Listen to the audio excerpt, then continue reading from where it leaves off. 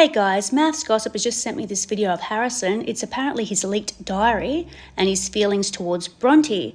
Now, I'm curious what you guys think. He's talking unusual in the video though. He's got like a little bit of a lisp or something if you listen closely. Let me know your thoughts.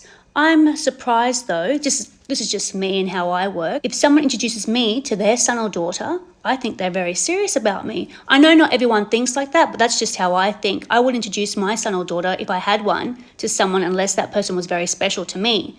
But you know, everyone's different. But let me know your thoughts. And take a listen to Harrison's voice. It sounds very different. Take a listen, and thank you, Mafs Gossip, for sending me this video. Appreciate it. Bronte and I had a discussion about, essentially Bronte said that she wants to move to Sydney and she wants to continue this relationship after the experiment, and I've introduced Bronte to my son and, you know, we've talked about it, so I kind of wanted to get into the logistics of how that would work. And so I was just asking for some reassurance on the fact that Bronte's from Perth and she's given up a lot to be here, and I guess I kind of wanted to like delve into what living together might look like and how the move would happen, and you know, all of the things that are associated with a relationship and a big move like that. And Bronte basically said, oh look, I don't want to discuss it right now, you know, I just want to sort of sort this out at final vows or over the next couple of weeks. And I was like, okay, like if that's how you feel, that's okay. And I respected that. And then we went out for dinner tonight, and I just wanted to have fun with her, and you know, we were laughing and joking around, and so I brought her up again. I said, look, I just you know, I've got a couple of queries or concerns about you know, like you moving from Perth. I mean, you've never lived away from your parents. Like, I know that you live in your own place, but you know, I said, like, you've never lived more than 5 or 10 minutes drive from your parents. You know, your sister and you were very close, like you live together now. You know, your sister told me on the Friends and Family Day that you would never live apart. You know, like if you were to move, Kira would also move.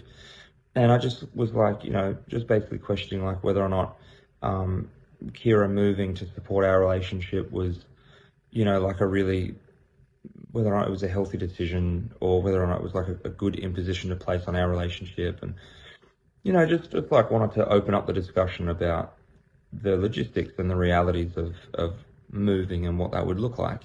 And Bronte again shut the conversation down and said, you know, why do we have to talk about this now? Like, you know, why can't we talk about this in a couple of weeks? And I was like, well, you know, I mean, we only really have 2 or 3 weeks left in the experiment.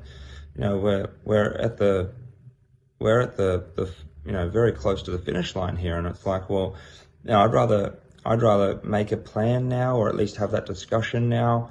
You know, we don't have to sort everything out tonight, but I was like, I'd rather just have the discussion, or at least open the floor, so that we can, you know, just start making a plan moving forward. And, you know, Bronte essentially shut that down again, got quite emotional, says, I want to go home. And I was like, okay, like that's really weird response to this conversation, but okay.